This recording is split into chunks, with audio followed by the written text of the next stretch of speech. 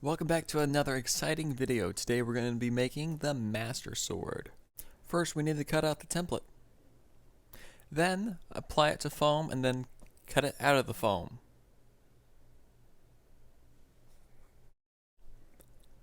Cutting out this little bottom piece, you want to make sure you don't go out of bevel.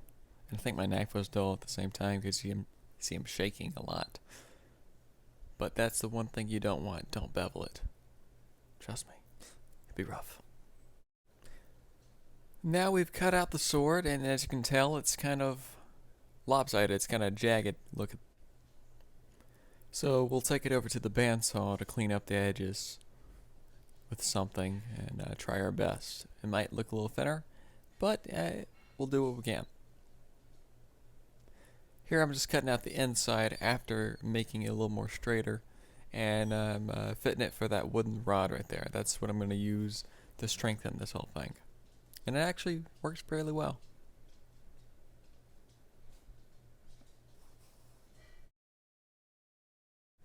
So now we're going to add the little top piece to cover this. We're going to use a piece of 4mm going off of the same kind of shape on the inside.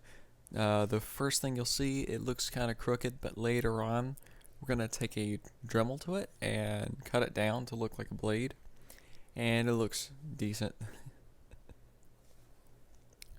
There it is. As you see, it's not long enough, so I went back in and fixed that. Now we glue the top thing to everything.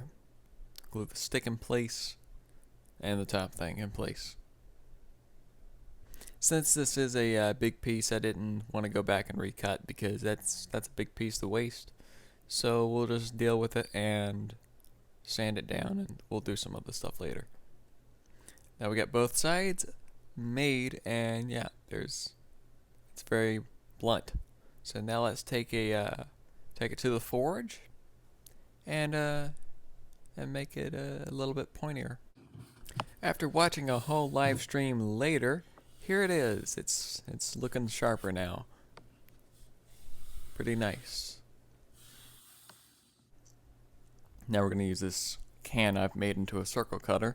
I don't recommend making your own one because it might be dangerous. Now we cut out 2 circles and we glue them together with contact cement, basically liquid gold on there. Glue them together.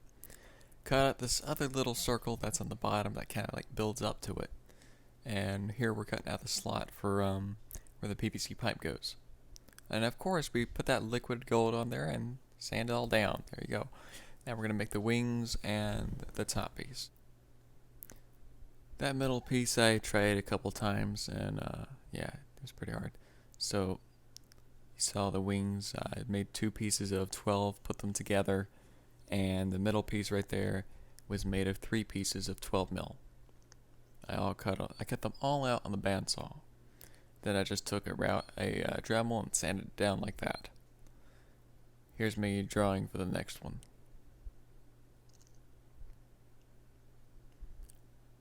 Here's all the pieces, nicely cut out and nicely dremeled and everything. We glue those on.